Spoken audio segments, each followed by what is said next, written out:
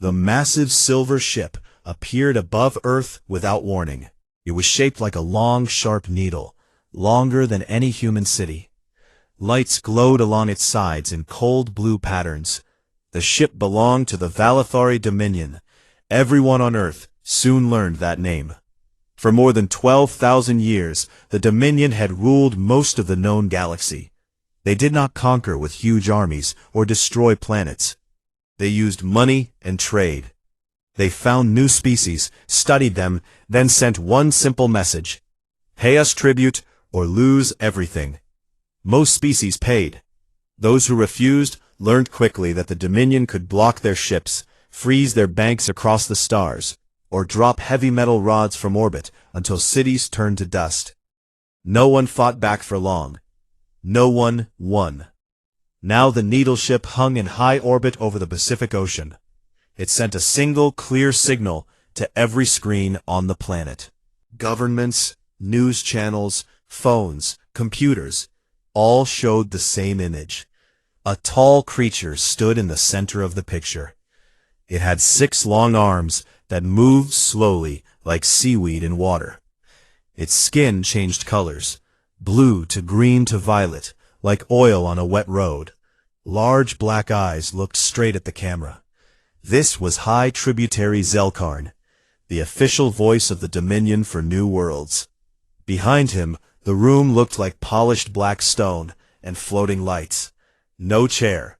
He did not need one. His voice came through every speaker in calm, perfect English. Translators made sure every human heard the same words. "People of Earth," Zelkarn said, "the Valathari Dominion welcomes you to the galactic community. Our scouts have watched your world for many cycles. You have reached the level we call pre-ascendant industrial. This means you are ready to join the greater order." His arms opened slightly, as if offering a gift.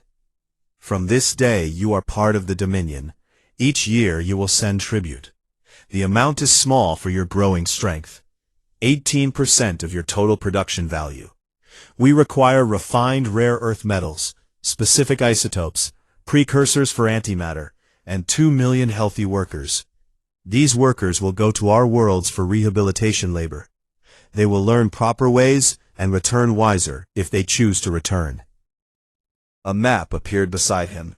Red lines showed routes from Earth to distant stars. Small numbers flashed: estimated travel time, cargo volume, lives needed. "Refusal is not advised," Zelkarn continued. "Refusal brings blockade. Trade stops. Ships cannot leave your system. If blockade fails to correct behavior, we begin kinetic reclamation. We remove non-compliant centers from orbit. This is standard procedure. It has always worked." He looked directly into the camera again. "We expect your answer in 72 standard hours. Send confirmation of compliance to this channel. We will then send collection ships." The image froze, then it vanished. Every screen went back to normal programs, but the words stayed in the air, like smoke. In New York, the United Earth Council met in an underground room beneath the old United Nations building. The room had no windows. Thick concrete and steel protected it from bombs or worse. 50 men and women sat around a long table. Screens showed the same frozen image of Zelkarn. No one spoke for a long minute. Elena Vasquez sat at the head. She was 61 years old. Short black hair with gray at the sides. Deep lines around her eyes from too many late nights. She had been a soldier once, then a diplomat, now the elected chair of the council. She looked tired, but calm. She pressed a button. The room lights dimmed. A recording played again. Zelkarn's full message. When it ended, she spoke. "They think we are like the others," she said quietly. "They think we will sign the form, load the ships, and wave goodbye." A general from India leaned forward. His uniform was plain. "Madam Chair, their ship is alone for now. Sensors show no other vessels within 10 light hours. We have missiles, orbital platforms, submarines with nuclear warheads. If we strike now—" "No," Elena said. "Not yet. We do not know their full strength. One ship can mean scouts or a trap. We wait, we watch, we prepare. A scientist from Japan spoke next. The tribute numbers. 18% of GDP. That is almost all our rare earth mines for 10 years. The workers, 2 million every cycle. They call it rehabilitation. We know what that means. Forced labor, experiments, disposal when no longer useful. Murmurs moved around the table. Some faces went pale. Others became hard. Elena stood. Send no reply yet. Let the clock run. In the meantime, activate Protocol Silent Storm. All levels. No public announcement. Quiet only. Silent Storm was an old plan, born in fear of nuclear war 70 years earlier. Updated many times since. It meant factories that looked empty would start building again. Hidden shipyards under mountains and ocean floors would wake up. Satellites would turn into weapons. Bunkers would open. Food, fuel, medicine would move to safe places. Volunteers would train in secret. No panic, no riots, just slow, steady preparation. Outside, in the normal world, people reacted differently. In Lahore, a university student posted a short video. He wore a t-shirt that said, "Not today" in big letters. He held up his phone to show the Dominion message, then laughed. They want 2 million of us to clean their toilets? Tell them to come get us themselves. The video got 10 million views in 1 hour. In Sao Paulo, street artists painted huge murals overnight. A human fist crushing a silver needle ship. Words below. Tributo? No. In Texas, a bar full of workers watched the broadcast on the big screen. One man stood on a table. They want our rare earths. They can have the dirt from my boots first. People cheered and bought rounds for strangers. Memes spread like fire. Pictures of cats wearing crowns with captions, "When the Empire asks for tribute, but you're allergic to authority." Drawings of Zelkarn's face on a wanted poster. "Have you seen this squid? Reward 1 free planet." Governments said little in public. Official statements were short. The United Earth Council is studying the communication. We will respond in due time. Behind closed doors, orders flew. Old Cold War missile silos received maintenance crews. Mothballed carriers and shipyards got fresh paint and new engines. Engineers pulled plans for railguns and fusion drives out of dusty files. 72 hours is 3 days. 3 days for a species to decide its future. On the third day, the needle ship sent another signal. Polite, patient. Compliance window closes in 6 hours. Please transmit acceptance code. No answer came. Zelkarn watched from his command deck. His assistants moved around him, checking screens. One spoke softly. They have not paid before. Not one species. They always pay. Zelkarn's skin flashed orange. Amusement. Primitives are noisy at first, then quiet. Watch. They will break. On Earth, Elena Vasquez sat alone in her office. A single lamp lit her face. She looked at a photo on her desk. Her daughter, now grown, smiling on a beach. She touched the frame once, then she stood. She walked to the council room. Everyone waited. No one smiled. She looked at each face. "We ready?" she asked. Nods. Quiet yeses. She sat.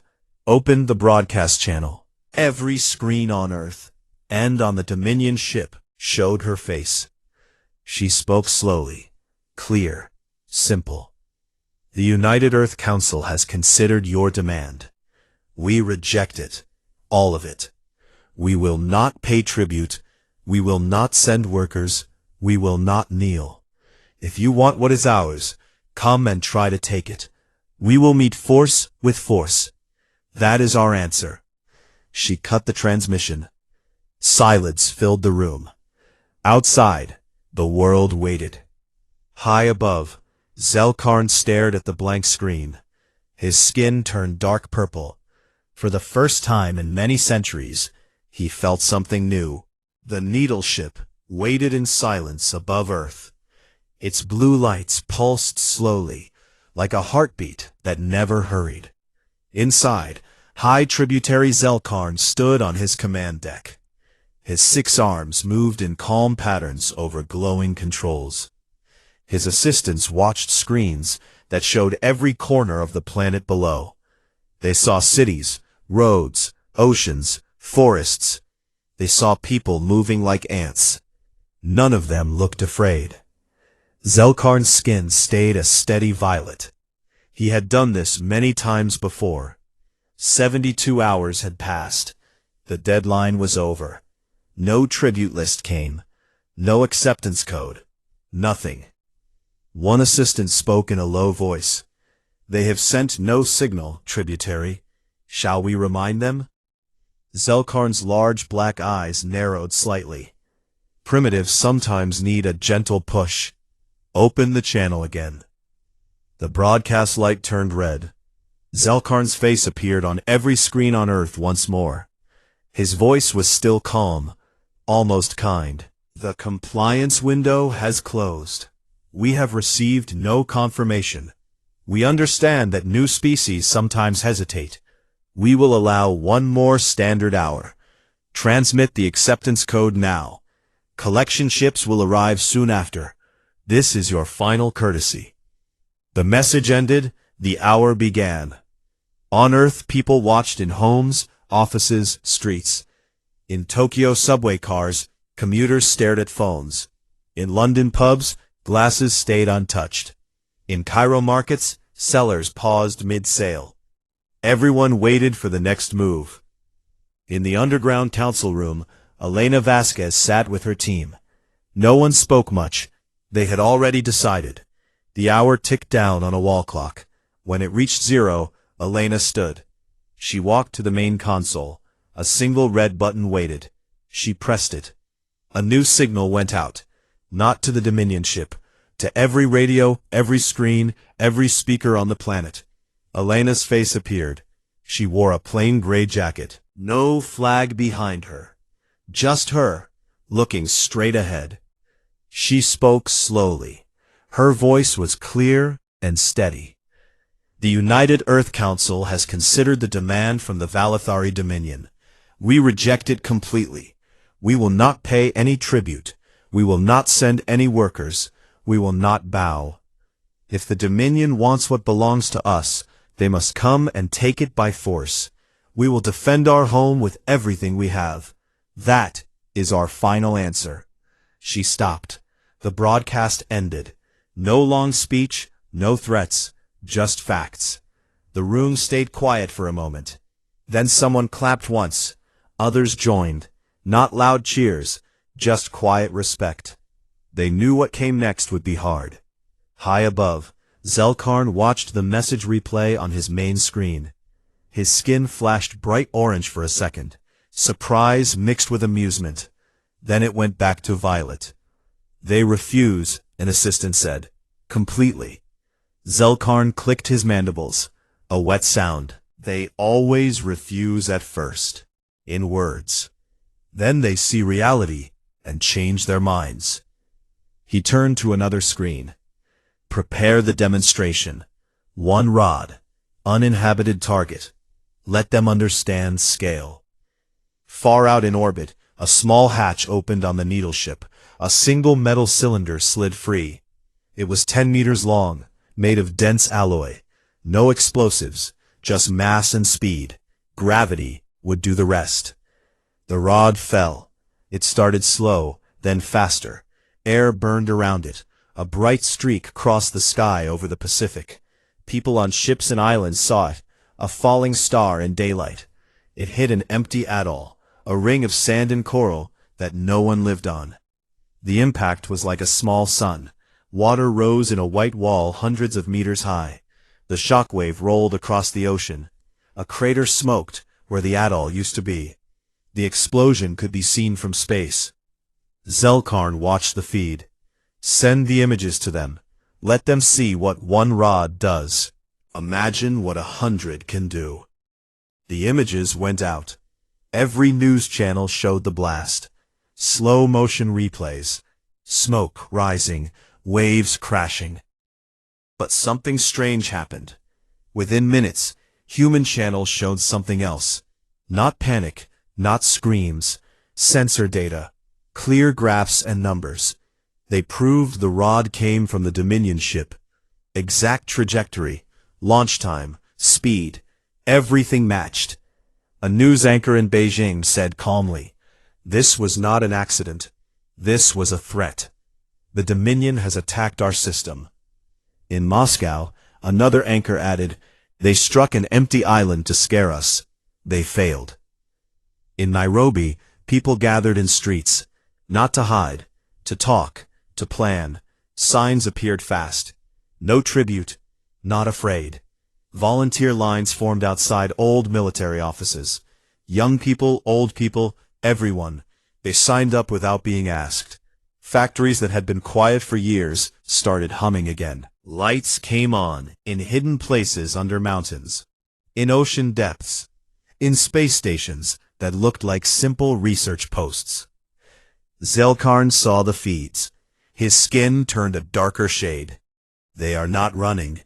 They are organizing. An assistant spoke carefully. "Tributary, perhaps we should send the fleet now. Show them the full—" "No," Zelkarn said. "Not yet. Let them feel the blockade first. Fear grows slowly." He gave the order. 300 warships jumped into the system over the next day. Not all at once. In groups. They appeared around Earth like sudden stars. Cruisers, destroyers, carriers, huge shapes that blocked the sun for minutes at a time. Their weapons glowed. Shields shimmered. The fleet took positions. No shots fired. Just presence. They started pulling resources from the asteroid belt. Robotic miners moved in. They took metals and ice that humans had planned to use. Dominion ships claimed it all. Zelkarn broadcast one last time. "People of Earth, your defiance is noted. The blockade is now active. No ship may leave your system. No trade may enter. Your tribute is overdue. Correct this error, and the fleet withdraws. Persist, and we will take what is owed by other means." He ended the message. He expected panic, riots, leaders begging for terms. Instead, a single reply came back, from Elena Vasquez again. Short, broadcast to the whole galaxy, not just the fleet. "You came to collect tribute. We are now collecting ours.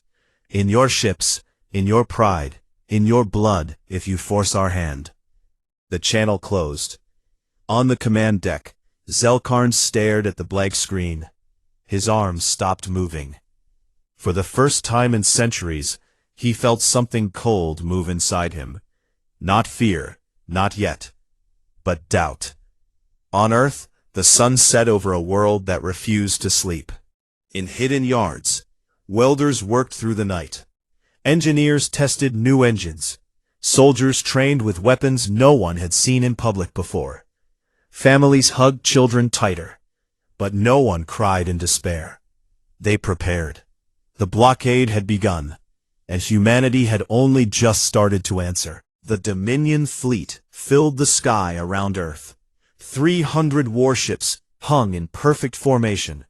Their hulls were smooth and black, like shadows made of metal. Blue energy fields shimmered around each one. They looked unstoppable. From the ground, people could see them even in daylight. Dark shapes blocking patches of sun. High Tributary Zelkarn watched from his flagship. His command deck was quiet, except for the soft hum of machines. Screens showed every detail. Human cities still lit up, roads busy with cars, ships moving in ports. No riots, no mass panic, just steady life. Zelkarn's skin stayed a calm violet. "They have seen the blockade," he said to his officers. "Now they feel it." The fleet began its work. Robotic drones left the warships and flew to the asteroid belt. Humans had small mining stations there, automated drills and collection ships. The Dominion ignored them. Drones attached to rocks rich in metals. They cut chunks free and pulled them toward the waiting carriers. The first load was already on its way to Dominion space. It was theft, plain and simple. But to Zelkarn, it was collection of overdue tribute. On Earth, Unified Terran Command watched every move. Hidden sensors tracked the drones. Quiet voices spoke in bunkers deep underground. "They are taking our claims," a young officer said. Elena Vasquez nodded once. "Then we take something back." UTC had spent the last weeks preparing in secret. No big announcements, no parades, just work. Small ships had been built in hidden places, under the far side of the moon, inside hollow asteroids, even beneath deep ocean trenches. These ships were not huge. They were fast, quiet, and cheap. Each one carried railguns that fired metal slugs at speeds that could punch through shields. Some had new lasers powered by small fusion bombs. Others carried missiles that looked ordinary, but exploded with X-ray bursts. The first attack came without warning. A group of 5 human corvettes slipped out from behind the moon. They moved like ghosts. No radio chatter, no bright engines. They waited until a Dominion heavy cruiser drifted a little away from the main fleet. The cruiser was pulling in a fresh load of ore. The corvettes struck together. Railguns fired in a single volley. Slugs hit the cruiser's forward shield. The shield glowed white, then cracked. More slugs followed. The shield failed. One slug tore into the engine section. Fire bloomed silently in vacuum. The Dominion ship tried to turn. Too late. Human missiles arrived next. They detonated close. X-ray lasers cut through armor like knives through paper. The bridge went dark. Secondary explosions followed. Pieces drifted away slowly. The 5 corvettes vanished back into the shadows before any Dominion fighters could launch. Zelkarn stared at the screen. The loss flashed in red numbers. 1 heavy cruiser, gone, in minutes.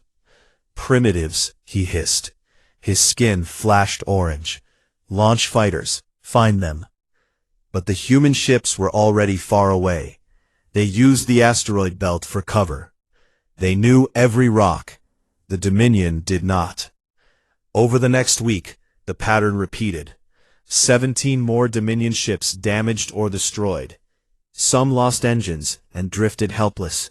Others burned from the inside. Human attackers never stayed to fight fair battles. Hit, fade, hit again. They used old tricks, fake signals to draw ships away, mines hidden in debris, swarms of tiny drones that looked like junk until they exploded. Dominion admirals argued in private channels. "Their ships are small, weak. How do they do this?" "Because they do not fight like us," one said. "They fight dirty. They fight to win." Zelkarn felt the change. His officers looked at him differently. Doubt crept in. The blockade was supposed to be easy. Instead, the fleet bled. He decided to end it. He opened a new broadcast. His face appeared on every human screen again. "People of Earth, your resistance is foolish. You have lost nothing yet, but we have taken your future resources. Your miners are gone. Your stations burn. Surrender now. Send the tribute, or we begin bombardment of your cities. 1 hour. That is all you have." The message ended. On Earth, people gathered in homes and streets. They watched the threat. Then they looked up at the sky. The warships still blocked the stars, but no one ran. No one begged. Elena Vasquez appeared on screens once more. She stood in the same plain room, no fear on her face. "You came for tribute," she said. "We heard you. Now listen. Every ship you lose is payment. Every drone you send is a debt. You want our cities? Come down and try. We will meet you, not with words, with steel, with fire, with everything we have." She paused. "The hour you gave us is now yours. 1 hour, then we collect more." The broadcast cut. Zelkarn's skin turned deep purple. Anger. He slammed a limb on the console. Lights flickered. "Prepare orbital strikes," he ordered. "Target empty zones first. Show them we mean it. Then cities if they still refuse. But before the order went out, sensors screamed, another attack. This time, larger. 10 human corvettes struck a Dominion carrier. The carrier was the biggest in the fleet, full of fighters and troops. The humans rammed it with suicide drones first. Explosions tore holes in the hull. Then, the corvettes followed. Railguns ripped open hangars. Lasers cut engines. The carrier listed. Fuel leaked in bright clouds. It died slowly, burning. Dominion fighters finally launched. The human ships slipped away again. Only one corvette was caught. It fought hard, lasers flashing, missiles flying, before it broke apart. The pilot sent one last message. For Earth. Zelkarn watched the wreck burn. His hands shook slightly. Reports came in fast. 17 ships lost, crews dead or captured. The fleet looked smaller now, gaps in formation. Officers whispered. On Earth, the news showed the battles. Not hidden, open. People cheered in bars, in factories, in homes. Strangers hugged. Children drew pictures of small ships beating big ones. Volunteer numbers doubled. Old people taught young ones how to shoot. Engineers worked without sleep. Food lines formed, not from fear, but from shared purpose. In the asteroid belt, hidden factories made more corvettes. Simple, fast to build, easy to replace. Humans did not need perfect ships. They needed enough. Zelkarn sat alone in his quarters. He looked at old records, other species who had refused at first. All of them broke. All of them paid. But not these ones. He opened a private channel to the Dominion homeworld. His voice was low. They do not break, he said. They multiply. The reply came hours later. Short, cold. End it, or we will. Zelkarn looked out at Earth. Blue and green. Small, defiant. He gave the order for more strikes. But deep inside, something new grew. Fear. The war had truly started, and humanity was ready to collect its due. The Dominion could not accept defeat from primitives. High tributary Zelkarn's reports reached the Imperial Court on the core world of Valathar Prime. The Emperor read them in silence. His long body rested on a throne of living crystal that pulsed with soft light. When he finished, he spoke one word. End them. The order went out across the Empire. Every shipyard emptied, every reserve fleet mobilized. 4,000 warships gathered, half the Imperial Navy, the largest force assembled in 1,000 years.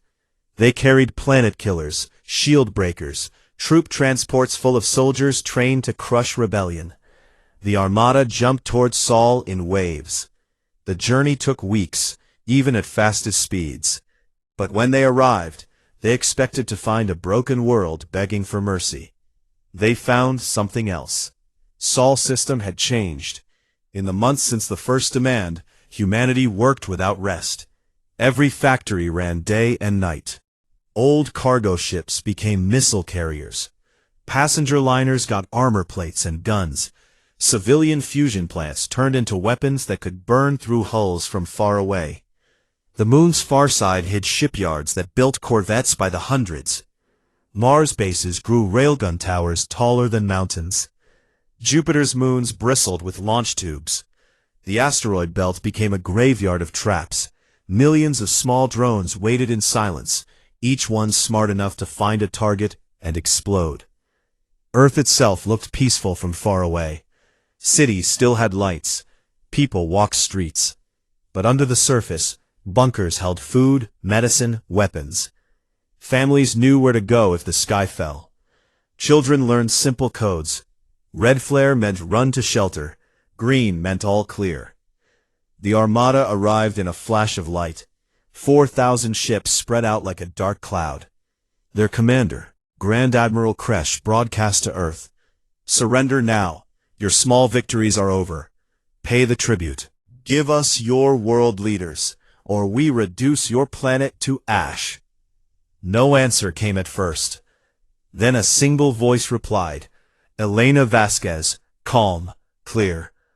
You brought an army to collect money and slaves. We brought everything we are. Come closer if you want to see what that means. The battle started. First wave. Dominion cruisers moved in to bombard cities.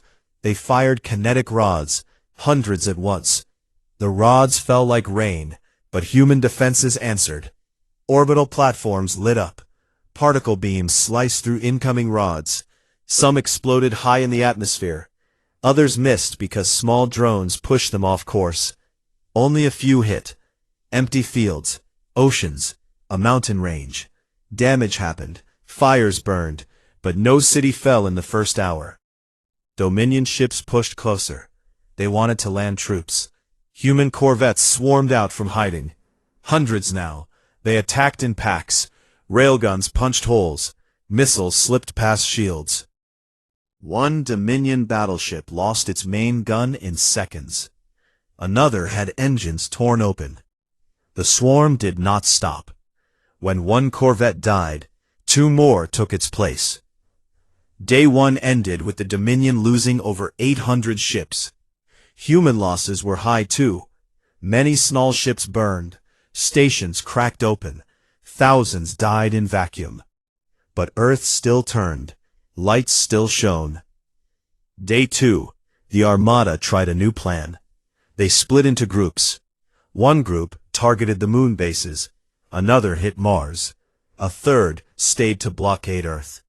They thought humans could not defend everywhere. They were wrong. Mars railguns fired first. Long slugs crossed space in minutes. They hit Dominion carriers from far away. Shields failed. Hulls split.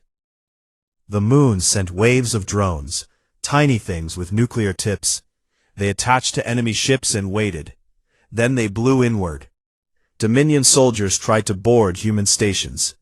They found traps, corridors filled with gas, doors that sealed and vented air. Human fighters in suits met them hand to hand. Knives, guns, fists, no mercy. On Earth, people watched the battle on screens. They saw their ships fight. They saw friends die. But they also saw Dominion ships break apart. Cheers rose in bunkers, in streets, in hospitals. Day 3. Grand Admiral Kresh ordered full bombardment. Every ship fired at once. The sky burned red. Kinetic rods, energy beams, plasma lances. The planet shook.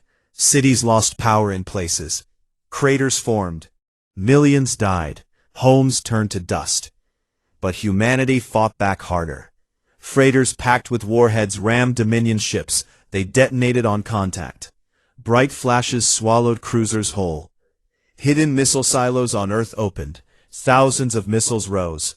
They carried warheads that ignored shields. Old designs improved in secret. Dominion shields flickered and died. Ships cracked open like eggs. Boarding parties from human ships landed on damaged Dominion vessels. They moved fast. They knew zero-gravity fighting.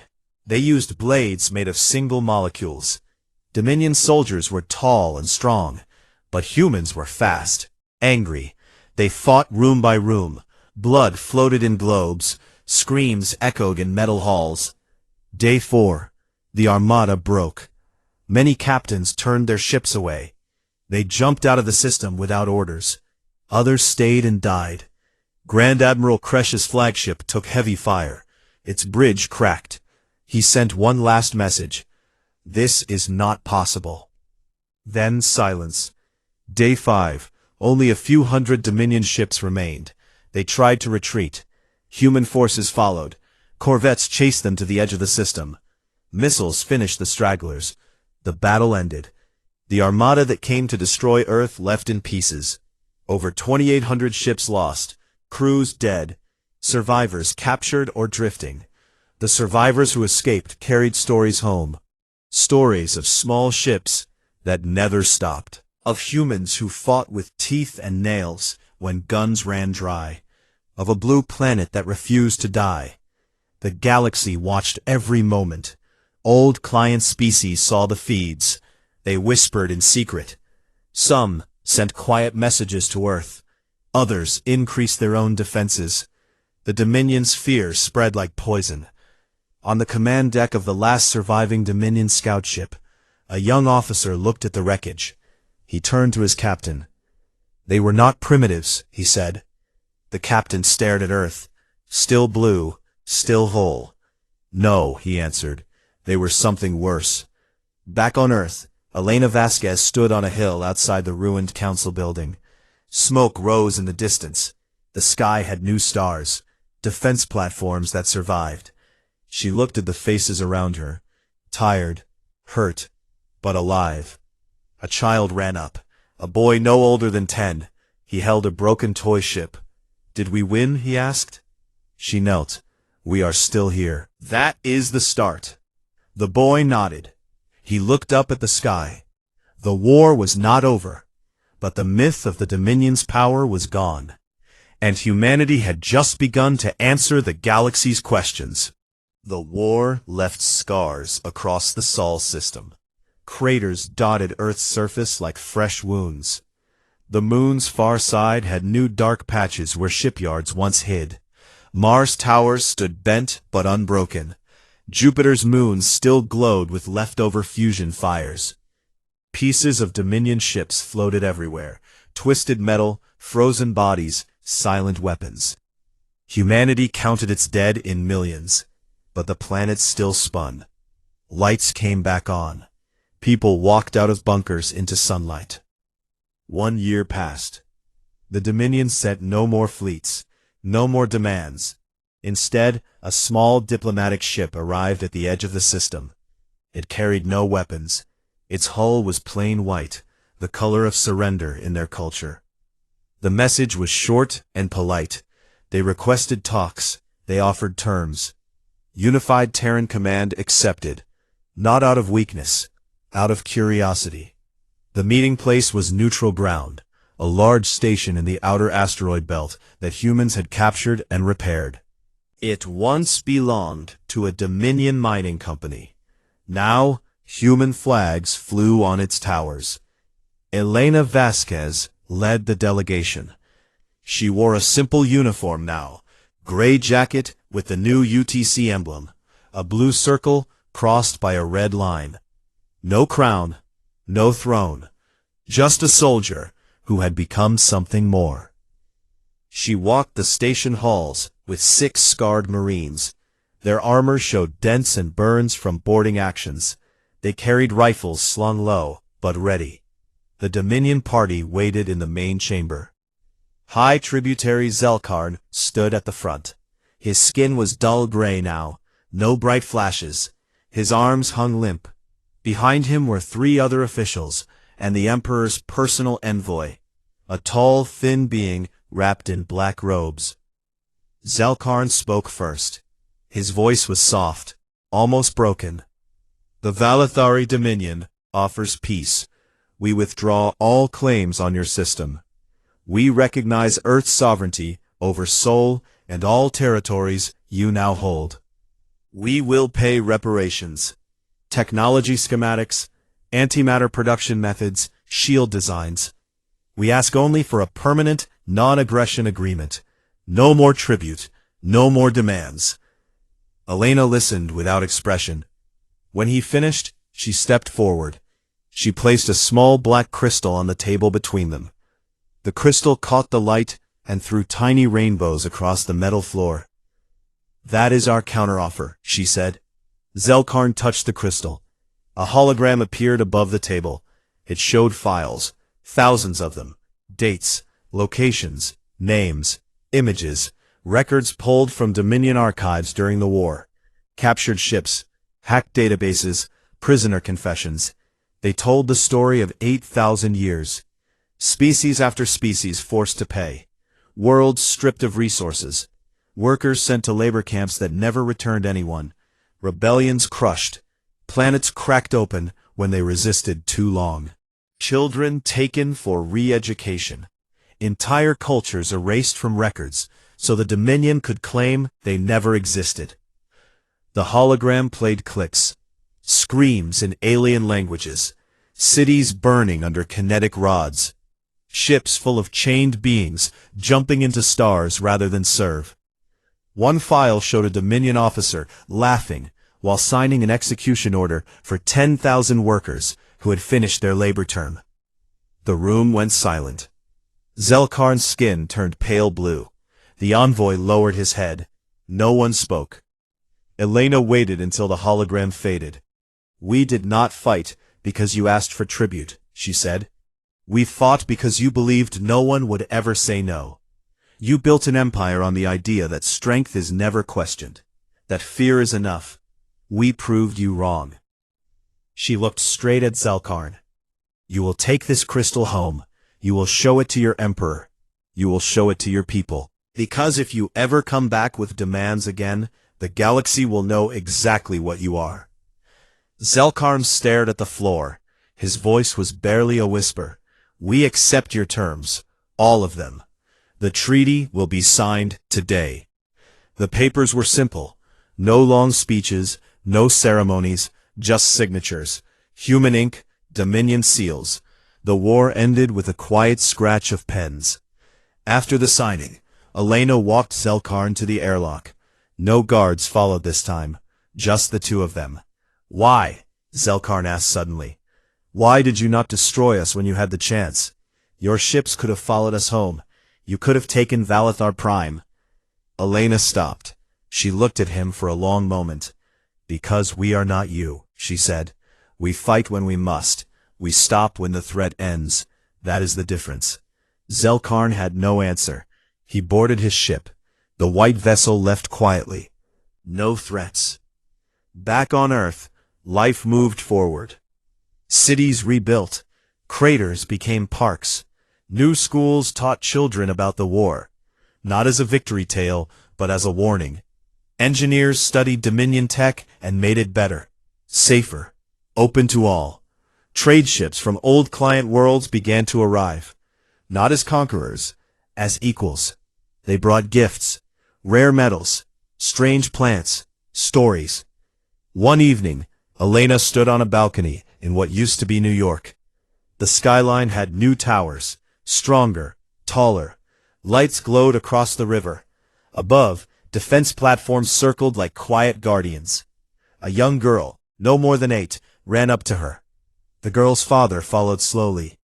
He was a mechanic who had worked on corvettes during the war.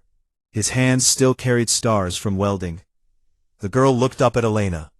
"Are we the Empire now?" she asked. Elena smiled. It was a tired smile, but real. "No," she said. "We are not an empire. Empires take. Empires demand. We build. We just said no when someone tried to take from us. That's all." The girl thought about that. She looked at the stars. "Then what are we?" Elena placed a hand on the girl's shoulder. "We are the ones who remember what it costs to be free. And we are the ones who will make sure no one forgets." The father nodded. He lifted his daughter onto his shoulders. They walked away together. Elena stayed on the balcony. She watched the night sky. New constellations of stations and ships moved slowly. Somewhere out there, the galaxy had changed. Old powers shook. New voices spoke. And humanity, small, stubborn, unbroken, had become the reason. Far away, on distant worlds, children of client species heard the stories.